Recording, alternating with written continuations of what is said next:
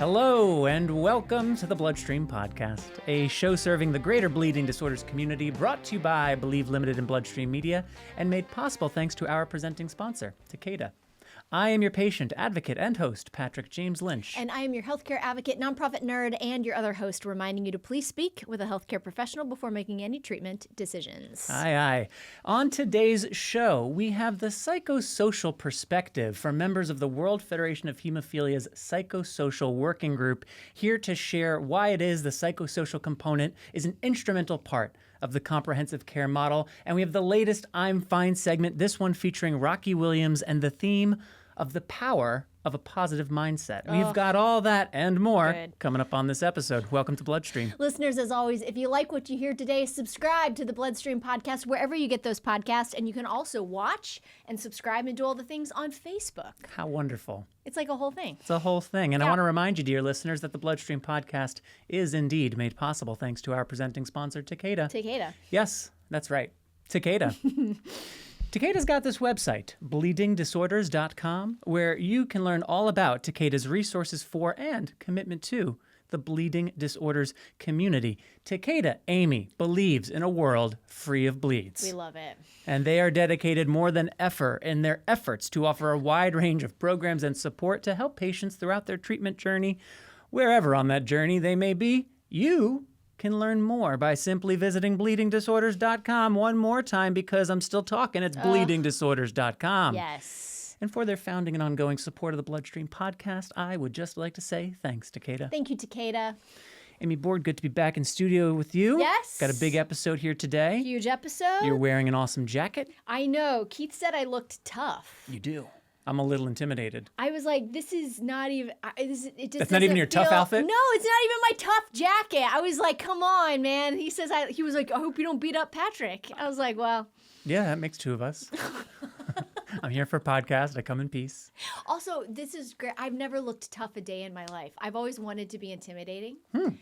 And I always thought, like, when I was a senior in high school, I was like, surely now I will be intimidating. And it just... Yeah? just That was your goal as a senior? No. Some experienced senioritis. You went for senior intimidation? 100%. I was like, I have to be so intimidating to these freshmen. And I don't think I was. I don't think that has ever been my vibe. What about this weekend? Was it your vibe this past weekend? No, absolutely not. I was wildly not. No? What were you doing this past weekend? I was in Fort Lauderdale, Florida. Yeah. We were there with the community, the Polycythemia Vera.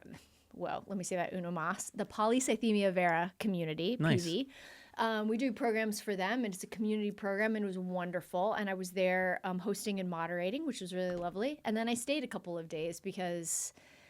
When in Fort Lauderdale? When in Fort Lauderdale. Yeah, I get it. I'm kind of an idiot. I didn't know how close it was to Miami. It's so close to Miami. And it also is like, it has that like Cozumel party vibe. I was... That's why you stayed? No, I was an adult. I was like, it'll be quiet. It'll be like a nice beach. It's, it's February. No. Well, you tried. I tried. It was a whole thing. Oh, good effort. Appreciate the attempt. Yeah, all the things. Fun weekend. I was in Denver, your former home. You were? I was, Why? yeah. Because we're doing a project about a hockey coach who's in Denver. Oh. So, story for another day. That was this weekend? That was this weekend. Kicked off this weekend. I didn't even know that. We had people everywhere this weekend. We were all over. We were in LA, we were in Fort Lauderdale, Denver, Trinidad and Tobago. We're everywhere right now. Oh my gosh, I can't believe you went to Denver without me. Yeah, it was really fun. I was inside the Magnus Arena. I felt like I owned the place. I had a media pass. I could go anywhere. You had a media pass? I could go to the third floor. I could go to the fourth floor. Nobody could tell me to move. It was the entitlement. I had to check myself. Oh, I can't believe that. That is so cool. Thanks. Glad I mentioned it. I'm going to ask you about that off camera. Okay. Because it would take the whole episode. We do have some other content to get to. And if you ask questions, I will answer them. So we better just move along. Before getting into our big segments for today, there's a news story. Yeah, there's a news story, all right. Yep. I'm pulling this headline in particular from the outlet Fierce Pharma because they don't have a paywall. So when there's a big story, you can go to Fierce Pharma. There's no paywall. But BioMarin pulls hemophilia gene therapy Pulls it. Roctavian. So from the article, just 3 months after scaling back its support for the struggling hemophilia A gene therapy, Roctavian, BioMarin is walking away altogether by pulling the treatment from the market. The move follows a comprehensive effort to identify a potential buyer for the therapy, BioMarin explained Monday in its fourth quarter earnings press release. Still, broad uptake has been long and uphill battle for the gene therapy as it competes with a variety of treatments, including Roche's blockbuster Hemlibra, Sanofi's newer sales driver Altuvio, and Novo Nordisk's Alhemo. Common gene therapy hurdles such as eligibility limitations and reimbursement struggles also pulled Roctavian back. Notably, the World Federation of Hemophilia released a statement acknowledging BioMarin's decision to discontinue Roctavian and the importance of this development for the hemophilia community. WFH's statement says, "We urge BioMarin and other gene therapy developers to continue rigorous long-term safety monitoring of all discontinued products and to preserve and share relevant clinical data that can inform ongoing scientific understanding and support patient safety." So an important statement there from the WFH, trying to ensure that BioMarin doesn't entirely turn its back, as it were, on the hemophilia community. There's still a need to make sure that we are following patients over a long term, collecting that data so that we have more data about this and similar gene therapies. I cannot stress the importance of that. And to second that, do you think, I mean, and here we are, we're just like chit-chatting on a podcast, but with this next move, what is the next step in particular for hemophilia A when it comes to gene therapy? Do we know? Well, I don't know that anybody knows. I think to the point made in the article about the competitive landscape and what else is out there, there are a number of really strong treatment options for people with hemophilia, even now with or without inhibitors. So I think the bar for a gene therapy to clear, does it have to be one and done? I mean, that would be ideal. Right. Could it be one and every 5 years? Could it be factor levels of a certain... I think now the bar is different than it was, say, when I was a kid, first hearing about gene therapy, when we only had, shorter half-life recombinant and plasma factor. Now we got all these options that work really well, that are less burdensome. Yeah. So honestly, AAV gene therapy, which we've talked about on this podcast extensively over the years, that's what's been explored in hemophilia A and B, seems to be going well in hemophilia B. Right. Does not seem to be going as well in hemophilia A. So my guess, and based on conversations and things I hear from people that know better than I don't think the gene therapy that reaches the hemophilia A community, is going to be an AAV gene therapy. Yeah. So more on that as time goes by. But BioMarin, thank you. Thank you. Thank you for the scientific exploration. Heck yes. Not everything always pans out the way you want in scientific discovery, but without the commitment from the scientists, the executives, and frankly, everybody at the company, advancements would never happen. We would not get better therapies. So it is important to honor that commitment and effort on their part. So thank you, BioMarin, for that. Thank you. Absolutely. All right, moving into our first big segment here for the episode, I'm Fine, once again led in writing by our wonderful Hannah Berry, hosted by me, and this time featuring Rocky Williams. The theme of this one, I really like it, the power of positive thinking. Oh, I think that's, people could say that's woo-woo, but it's legit. Things can be woo-woo and legit. 100%. Being like middle-aged, I am full tilt a middle-aged woman, and I'm like, it's important, the power of positive thinking. I like that you just slid that in. Do you want to talk about that? No, because it's not my segment. Okay. However, I'm Fine aims to challenge entrenched ideas around chronic resiliency and satisfaction with suboptimal outcomes by inspiring people with hemophilia to seek education and truly consider the possibilities. Sanofi seeks to expand the idea of what's possible for the hemophilia community. Take a deeper look at the science behind hemophilia and an important connection between factor activity levels and potential activities at levelsmatter.com. Now let's get on to I'm Fine and the power of positive thinking. I'm fine. Two simple words we say all the time. But sometimes they hide more than we realize. The pain we manage, the challenges we soften, the moments we push through. Today we're exploring what it really means to go beyond I'm fine, to live fully with intention, and to choose positivity even in hard moments. Rocky Williams knows this well. He lives with hemophilia B, and his daughter does too. Over the years, he's learned that I'm fine can be just the starting point. For Rocky, it's about aiming higher, about being amazing, fantastic, and embracing life not just for ourselves, but for the people we love and care for. I definitely know what it's like to hear the words "I'm fine," and I've certainly more than my fair share said the word "I'm fine." If I'm having a knee bleed and somebody comes to me and asks, "Oh, how are you? How's your knee?" I have definitely said the words "I'm fine," and "I'm fine" typically means I'm dealing. I'm dealing with whatever it is. That word, dealing, not denying, not ignoring, just managing the moment. Because at the end of the day, like that's all we want, right? We want to help each other. If I see somebody who says I'm fine or says that maybe I'm not fine, you know, um, what does that look like for you? Do you want to talk about it? Is that something you want to share? What can I do in this moment that would be helpful to you? I think mindset is absolutely key. And for me, what I do is I remind myself that it is a blessing, honestly, to know that if something happens, I can take care of myself and whatever the needs are. And I certainly want that freedom for not just me, but also for my daughter and my family. I want to know that we can travel and go to, I don't know, the Dells in Wisconsin for my birthday. And we're going to have the best time ever. And of course, we're going to bring our meds so that in the instance that something were to happen, that we could take care of that. That perspective didn't come from nowhere. I went into the community through camp, and for me, that was because it was so life-changing, and I felt like the role models that I had in that moment were so extraordinarily impactful, so crazy meaningful, that I could never ever give back enough to do that for other people. So through that, I have made it my mission in life to be there for the community in every way that I can. And often that means just giving people hugs. Rocky grew up in the bleeding disorders community, especially through camp, where he learned that life with a bleeding disorder didn't have to be defined only by caution. I'm a big proponent of, heck yeah, I want to do the zip line. Heck yeah, I want to try that new fun thing. Like that looks awesome. And I want to share that level, that excitement with my family, with my friends, and certainly with my daughter. And I know that every time that she tries something new, not only is it exciting for her, but it is so much fun to share. Mindset doesn't mean ignoring risks.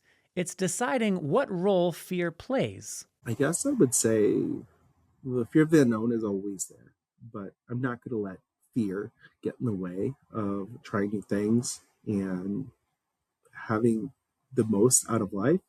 Of course, there's the fear that what happens if I get into a bad accident or just get a bad bleed, or even if I just, I don't know, step the wrong way and tear something in my leg, which not saying that has happened, but it has happened. um, I know that I am equipped now to deal with that. And at the end of the day, even if I'm in a bad situation, even if I am in pain, I know that I can't let that roll me. I know that even if I'm feeling down, that I live not just for myself, but for other people. And I know that the other people are counting on me to be there for them. And so I know that, sure, there are all kinds of things in this world that are super scary, and all kinds of things in the world that could happen. But I don't let that fear control me. And now, Rocky's perspective carries even more weight because he's not just living with a bleeding disorder himself, he's raising a daughter who has it too. I have hemophilia, but I also have a daughter with hemophilia. So how do I role model for her? How do I show her enthusiasm for being active, for exploring, for having those adventures, for play? And what I've learned is that when maybe I get a bleed, that I have to take care of it right away. But more importantly, I want to show her that we can manage that in a way that is good for us. And I'm just as recently as my daughter's last birthday, she turned 7. We went to a trampoline park and I came back. And of course, I was the one with the bleed. That might sound like a setback, but not for Rocky. It became a teaching moment. We took it as a great opportunity to talk about it. And I got on my meds and we had a wonderful conversation about what it's like to have hemophilia, what it means to take care of that, and also how if we get hurt, that's okay. And we did. We had the best birthday for her ever. Life happens. Bleeds happen. And you deal with them. Then keep living. Sometimes the only thing that we can choose in the moment to better our lives is our attitude. We decide, do I dwell? Do I continue to look inward at pain and think, woe is me? Or do I look at it and like, yeah, my leg hurts, but we have so much right now in this moment to be happy for. We could focus on what we don't like, or we can focus on what we do want, rather than using a bleed or whatever pain that I might be going through, rather than continuing to sit back and not do and not participate. I like to think that I would choose and do choose in that moment to have more for myself. Which brings Rocky back to the phrase that started all of this. I'm fine. These days, he's trying to aim a little higher. I like to say, amazing, fantastic. If somebody asks me how I'm doing, I give them an answer. And I want to be amazing, fantastic. I want more than I'm fine. I want not only to be really, really good, but I also want to share some enthusiasm for life. And I know that every opportunity I get, I'm going to do that. And if somebody asks me, how are you? I look at that as an opportunity to share love and be loved and to give enthusiasm and to make somebody smile. Because in that moment, if somebody's asking how they're doing, they could also do better too. Because maybe the goal isn't pretending everything is perfect. And maybe it's not always sharing every detail of what hurts either. Maybe the balance lives somewhere in between. Acknowledging the hard stuff, letting people care for us when we need it, and still choosing, when we can, to show up for life with our amazing, fantastic selves. Thank you, Patrick. Thank you, Rocky. And again, Sanofi aims to raise the bar for patients living with hemophilia. Reimagine what's possible by visiting rareblood.disorders.com to learn more about Sanofi's dedication to the bleeding disorder community.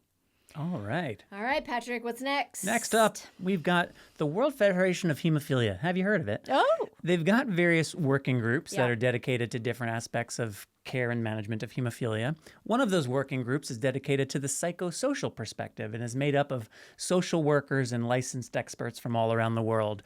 Well, last year at a conference in Dubai, a couple of those members approached me about potentially putting together a segment in support of the importance of this role within the comprehensive care unit, that of the social worker and appreciation of the psychosocial perspective. So what you're about to hear is a bit of a roundtable conversation between myself and a few members of that committee as we dig into the psychosocial perspective.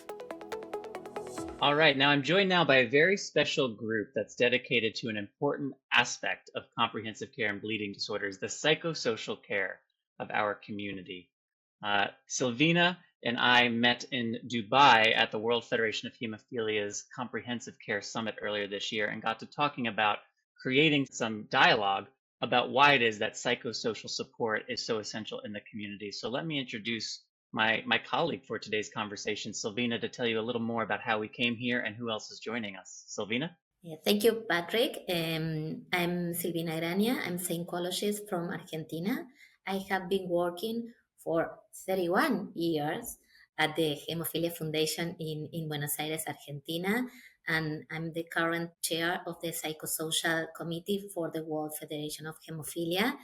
So I'm very pleased to be here to share this important aspect of the comprehensive care treatment for people with bleeding disorders and their close environment. Thank you. Hello, everyone. So I'm Sena from Mauritius, and I work at the Hemophilia Association of Mauritius as the operation manager. But I'm also the psychosocial worker of the organization. And I've been here for almost 10 years now in the association, so working with our communities since 10 years. And I'm also the vice chair of this WFH Psychosocial Committee. Hi, I'm Sarah Whitaker. I'm a clinical psychologist in the haemophilia service in the south of England and a committee member of the Psychosocial Committee for the WFH, which is a huge honour to do.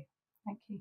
We've broken up today's conversation into 4 buckets, so to speak. I'll start with the first one, which is the reasons for the psychological and social approach in comprehensive care for bleeding disorders. So I'll start with you, Sina, to speak to this topic, and I'll prompt you with this question. Why is it important to think beyond just the medical treatment when it comes to bleeding disorders? That's a very good question. In fact, bleeding disorders are not just medical conditions. They significantly impact our emotional and our social aspect of life. And when we focus solely on the medical treatment, we overlook the emotional distress and social challenges that the individual face. This can lead to feelings of isolation, and this can lead to depression and stress in the person's life as well as the family members. So that's why the psychosocial part is very important in the bleeding disorders community. So Sina, as a natural follow-up to that question, given its importance, why is it important to integrate psychological and social approaches into the care of individuals with bleeding disorders? Why it is important? Because when we look at a person, we don't look at that person only on a medical side. We have to look at that person in a holistic way, with a holistic care. So mental health support helps patients cope with the emotional aspect of living with chronic illnesses. And the social support can foster connection to reduce feelings of loneliness. Together, these approaches can enhance resilience and improve the treatment adherence, which is very crucial for better health outcome. Sarah, I want to turn this next question to you.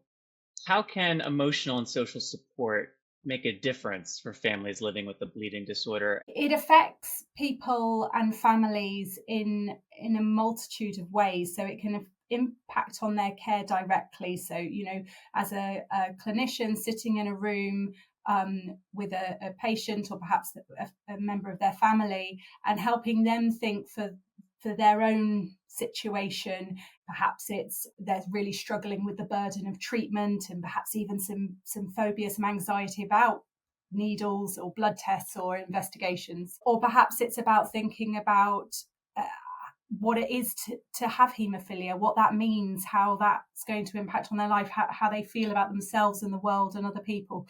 So sitting with an individual in a room and working through those nitty-gritty nuts and bolts is what a psychosocial person can bring. But I also think that psychosocial practitioners can really impact on a more systemic level. So working with teams, with our medical, our nursing, our physiotherapy, our social work, with all sorts of different colleagues, both within the bleeding disorder teams and wider in other hospital departments too, to help them really understand that element that Senna beautifully described earlier, that the bigger way that having a condition like haemophilia or another bleeding disorder, how that can impact on yourself, how you live your life, how you see yourself. And so being able to intervene at that level can be really important as well. I'm glad you underscored Sorry, I interrupted you. Only if you have one. I didn't mean to put you on the spot. Yeah, I mean, just, actually, it's a bit prevalent or very much at the height of our awareness in the UK at the moment, with the for the particular group of people that were affected by contaminated blood products. And the inquiry into that in England finished, concluded about a year ago. And so a massive piece of work is being done at the moment to introduce psychological services for people specifically affected by that. So a lot of the work around how to have trusting relationships with healthcare teams, how to manage some of the guilt and anger and trauma and all the sort of painful suffering that's happened. That's a big piece of my work at the moment is focusing on that part. You're highlighting that too is a reminder that the psychosocial needs depend on the patient and family, depend on their culture, depend on the region that we're in, that it's not a one-size-fits-all service. It really depends on a multitude of factors. And I think you're pointing out what's happening currently in the UK and highlighting the inquiry is a great example of exactly that point. So thank you for bringing that up. Silvina, I want to give you a chance to weigh in on this discussion. I'll give you this question to jump off of. How do these factors ultimately affect patient outcomes and well-being or their quality of life? Well, you know that the living with the condition is a very challenging situation. That's why we receive this person with their story. So we are focused on background and environment and try to support this challenging situation. For example, the diagnosis, because when the diagnosis arrives, even in family history with a bleeding disorder, it's like a bomb in the middle of the house. So the balance is totally crashed. So we as psychosocial professionals try to put together these pieces, and recover probably a new balance, but a balance. I'm glad you brought up specifically diagnosis. That's where I wanted to go next. And you mentioned a bomb going off. I mean, you think about all the many pieces that splinter when a bomb goes off. It's a lot to wrangle. It's a lot to try to support. Sina, I want to ask you, what are some common reactions that parents or individuals themselves with a bleeding disorder might experience when they first get that diagnosis? In fact, usually we get the parents who react first, because it's usually the newborn is the baby who is diagnosed with a bleeding disorder. But the parents, we got many parents who deny that it can't be us, it can't be me. Why God has chosen us, things like that. So the main thing is the denial part first, and it takes time. It takes the community, the support group we build in with together with the family. We work with them to build that how they will accept about being diagnosed with bleeding disorders. So it's mainly the parents that we have to work with at the beginning. Sarah, from your perspective and experience, what's the most important thing to know or to do right after receiving a diagnosis? I think I'd probably say to give yourself space to make sense of it, to allow that host of different feelings or thoughts or reactions to be there, to kind of give yourself a bit of a permission to make sense of that, and to try and get support wherever you can, wherever it feels right to get to make sense of it. So that might be with your healthcare team, and I hope it really is to make sure you have as much information about the condition, about what it means, kind of checking maybe what some of your assumptions might be, what's the reality of that, but also with other people in your life, friends, family, the people that know you and understand you and,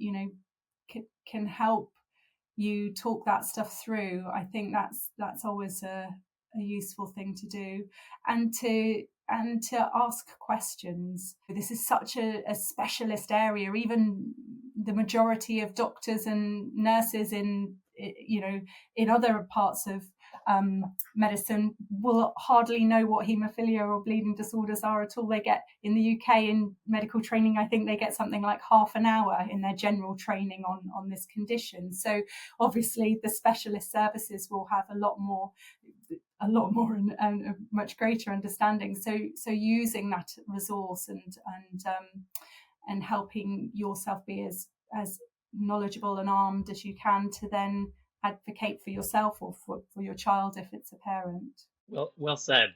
I appreciate in the beginning there you mentioned something about taking time. And what struck me as you said that is, let's say someone receives a moderate hemophilia diagnosis. They have 8% clotting factor. Okay, that only means so much. Do we know about their bleeding phenotype? Do we know what their actual symptomatic experience of the disease is like, or do we just know 8%?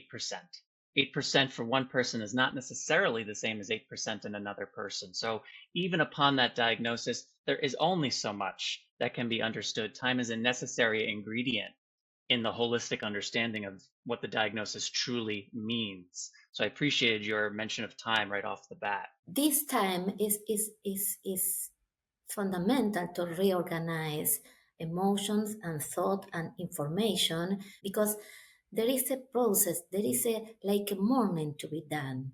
The mourning of this healthy child that we have dreamed.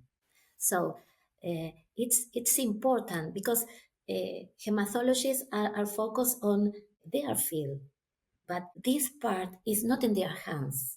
That's why we are there for the families and the relatives and the parents, because this time is essential. Let's talk about another milestone moment, which is schooling. So the schooling of children with hemophilia and other bleeding disorders. I'll start with you, Sarah, actually, and a bit of a open-ended question for you to take where you'd like. Is it safe for a child with a bleeding disorder to go to school? Absolutely, it's safe, but there does need to be some additional kind of communication and working with the school, with the family, with the child and the parents as a part of that, and with the bleeding disorders team to make sure it is safe. We know that education is so important. It's not just about someone's academic development, but it's also about developing their social skills, their emotional development, encouraging independence and autonomy. It's about that whole development. So we really need children to be able to access schooling and for that to be as unimpacted by their haemophilia or bleeding disorder as possible. But as I said, it needs a lot of additional information, because if we think that, other healthcare teams don't know a lot about bleeding disorders, schools really don't know. They may not have ever had another pupil with the same condition. And so getting support from associations or from the haemophilia teams, doing perhaps teaching sessions to the staff, developing plans for what to do in an emergency, what steps need to be taken, perhaps also explaining, if appropriate, what routine treatment a patient may be on. All of those things are very important kind of scaffolds to help ensure that it is a safe environment for that child to then thrive in all the ways that they have every right to thrive as any other child does. Well said. Sina, I want to kind of pick up exactly where Sarah left off with you. What is important for the school to know? What do the teachers need to know? What does the school nurse need to know? What is important for a school to know about a child with a bleeding disorder? Like Sarah just said, but for me, I would say that the education on bleeding disorders for the school, for the staff, is very important, because for them it might be something new. They don't know about bleeding disorders and they might get panic or scared, etc. So having a good education knowledge on bleeding disorders is very important for the staff. And like how to recognize bleed, what are the emergency plan, what is prophylaxis, if they had their prophylaxis before or after, things like that, what activities they can do, appropriate activities for the kids.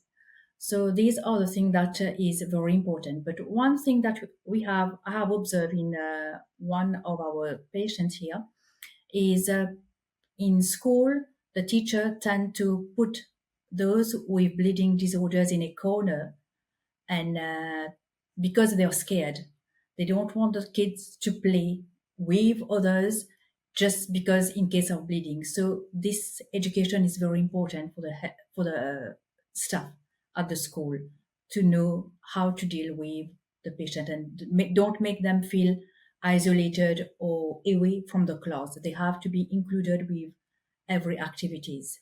Sylvina, I wanted to give you a chance too to weigh in on this in terms of what should schools know. Sarah and Sina have given us a lot of good information, but any additional comments from you? Yes. It's really important to give information to the teachers because they are afraid, because they don't know, because information is power. So we have been organizing for years a annual meeting for schools and families, and we give information. I usually organize it with the physio, and we talk a lot about the pros and cons and the safe practice of sports also. We are a team. Families, the healthcare team, and the school. With the child, of course, the person with the child. So we are a team. Let's talk a bit about some of the educational resources that exist to help people understand more about hemophilia and other bleeding disorders. Sina, I want to ask you about educational resources and where families can go to access valuable educational information. With the association, you can have like peer support groups. If you are a parent, you can meet other parents as well to discuss, and this make you get more confidence, self-esteem, and see how they are coping, and see how from baby to toddlers to childhood, how the kids has been growing up, and this will make you feel more confident as parent. But it is also for youth group, children with hemophilia. So it's very important also to go towards the local NMOs in the country and meet with peers. At the association or at hospital hemophilia treatment centers, people or families can find, but look for it, ask for help. But of course, if we are talking about ask for help, many times we need a professional help. So don't be shy to ask for psychosocial professional help, psychotherapy, consultation, follow-up for parents. Probably it is another side, but I want to mention also, because sometimes we need an extra professional help. And it's okay. And it's available for you. So don't be shy. Access to it. Ask for this. I would encourage you to also ask your local healthcare team, because they'll have some locally developed resources as well, probably, or they'll know what they would kind of draw on and try and sort of cherry pick the things that feel really relevant for you or that are kind of appropriate to what you're working through right now, whether that be about school or about puberty or about, relationships. They will help you think through what kind of information might be really relevant at the moment. The process of the acceptance. These steps, sometimes with a problem or a new situation, or the starting of school or the starting of prophylaxis, we can go a bit down. But it's okay, because it's a new challenge. So these are the key points that probably they need extra support. Probably psychosocial support or psychotherapy. And it's good because they need probably new resources to the existing one to go further. There are a lot of challenges connected with bleeding disorders, but also with the life in general. So I think it's very important to keep in mind that we can stop and go back or have new nightmares, and we can afford this and we can face this with the specific help or the specific support. We've spoken about psychosocial support, and a couple of times we've brought up psychotherapy. For those who are not terribly well accustomed to this terminology, can you just help differentiate when we speak about psychosocial support? What does that mean exactly? And then how is psychotherapy different? It's an incredibly useful question, Patrick. And, even within my small part of the world, there's a huge variance in how we use words that have a root of psych to them and what that means. So to describe psychosocial, it's actually a slightly truncated term. It's shortened from biopsychosocial, which is a way to really broaden out in healthcare, particularly how we think about a person. So we think about often their biological or their sort of their physical medical health needs. We also think about their psychological needs, that middle part, psycho. That's about their thoughts, their feelings, their emotions, how they sort of make sense of themselves and the world. And then the social part is more talking to the wider context in which that person lives, the family situation they're in, their race and cultural background, their socioeconomic status, sort of whether they identify as wealthy or poor in whatever context that means. So thinking about that bigger picture as well, their experience within the wider world that they live in. So when we talk about psychosocial, what we mean is the sort of everything really about that person, but probably less about the biological. I mean, in reality, we think about the whole person because we're there to think about their hemophilia and their bleeding and all that comes with that too. But that wouldn't be certainly my area of expertise, and I defer to my lovely colleagues, doctors, nurses, physios on that side. So we focus more about the individual's experience and their position within the wider world. So when you ask what then psychotherapy means, and again, that's a term that can be used, so it might be called psychotherapy or therapy or psychology work or social work. It might be thought of in different ways, but that's really an application. So how does that professional then work with the individual or family? So usually it's through something called talking therapy. So we don't come and inject people or move their arms and legs around and build up strength that way. We build internal strength and resilience and emotional health, usually by talking and reflecting and listening and that sort of thing. And psychotherapy is probably the broadest term to describe what that work is. I wanted to make sure we had that captured. So now, anything we haven't touched on or anything you'd like to expand on? Yeah, I guess I was just thinking about during that process of diagnosis, we've sort of very briefly touched on siblings and the sibling experience. And I think that's often something that I'm really, trying to hold in mind a lot more. We focus all our energy on the person with haemophilia. Actually, their sisters, their siblings may be a part of that journey too. And how does that impact on the sibling? And I was remembering how when we have our children's clinics during the summer holidays, often we then do get to see those siblings because the parent is off work and the children are off school and everyone comes and it's a whole family experience. And boy, oh boy, do those siblings turn up, often really green with envy. What? This is what you get to do when you come to the clinic? You've got lovely people who are asking you lots of fun things and you get to play with toys and throw balls with the physio. And then mum takes you out for a nice treat afterwards because you've had such a tough time. This is so unfair. So we get this real kind of different experience from the siblings, and often they're really, really excited to come and really cross that they don't get to come during school time.